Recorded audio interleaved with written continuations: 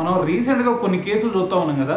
ఏంది 40 ఇయర్స్ లోపు ఉన్న యువకులు కూడా క్రికెట్ ఆడదామని చెప్పేసి వెళ్తున్నారు, అక్కడ మంచిగానే ఆడుతున్నారు. దాని తర్వాత అకస్మాత్తుగా కింద పడిపోయి చనిపోతున్నారు.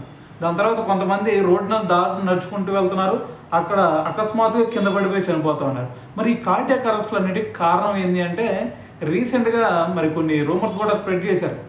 ఏంది వీటన్నిటికీ కారణం కోవిడ్ వ్యాక్సిన్సే అని చెప్పేసి.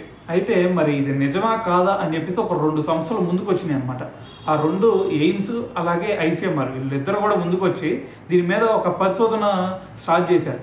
సో దీనికి శాంపిల్స్ వచ్చేసరికి 2021 నుంచి 23 మధ్య ఎవరైతే చనిపోయారో వాళ్ళ శాంపిల్స్ తీసుకొని అసలు వీళ్ళు ఎందుకు చనిపోయారు, కోవిడ్ వ్యాక్సిన్ వల్లే చనిపోయారా లేదా అని చెప్పేసి దీని మీద పరిశోధన చేసి వాళ్ళు చివరిగా చెప్పింది ఏంటంటే కోవిడ్ వ్యాక్సిన్కి వీళ్ళు చనిపోవడానికి అస్సలు ఎక్కడా కూడా సంబంధం లేదు. వీళ్ళు చనిపోతున్నారంటే దీనికి వీళ్ళ జెనెటిక్ ప్రాబ్లమ్స్ అవ్వచ్చు, లేదంటే వీళ్ళ జీవన శైలి అవ్వచ్చు, లేదంటే అంతకుముందు వీళ్ళకి ఏదైనా హెల్త్ ఇష్యూస్ ఏమైనా ఉండొచ్చు.